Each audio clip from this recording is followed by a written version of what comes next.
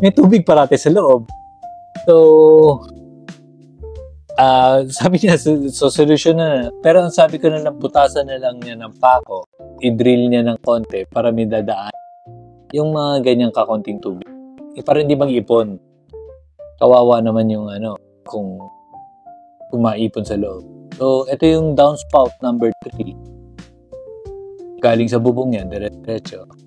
So, mas walang problema dito kasi naka-ready na maayos. So, dito naman tayo dumako sa loob. Makikita niyo. So, kasi CHP pa lang yan, ganyan kasimula yan. Magsi-CHP yan, tapos lalagyan nila ng semento, they call it palitada.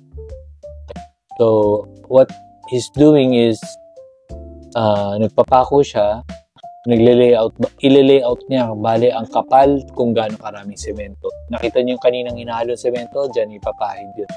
Para makinis yan, para pagka, yun yung finish na pagpapatuan ng whatever, bricks, o kung ano mang finish mo, semento, pintura, o whatever. Yan ang simula, pinormahan lang niya.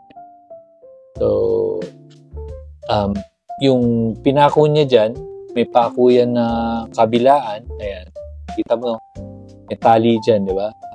Yan yung tanse na idadaan niya. Yan yung nile-layout niya. Kung ano man yung desired na design ng interior designer o ng contractor, dyan niya ilalapag yan. Kung gaano kakapal yung semento na ihahalo, ididikit niya dyan. So, yun ang magiging finish mo. After nun, masilyahan pa yun bago mapinturahan or whatever, kung paano. Basta galing dun mo palang mailalapag para hindi ka rin pasukin ng tubig. Mantala yung kabila niyan, sa likod niyan, ginawa ng tambakan ng mga materyales, yan usually So, etong mga tubo na yan ang ikakabit sa mga bulb.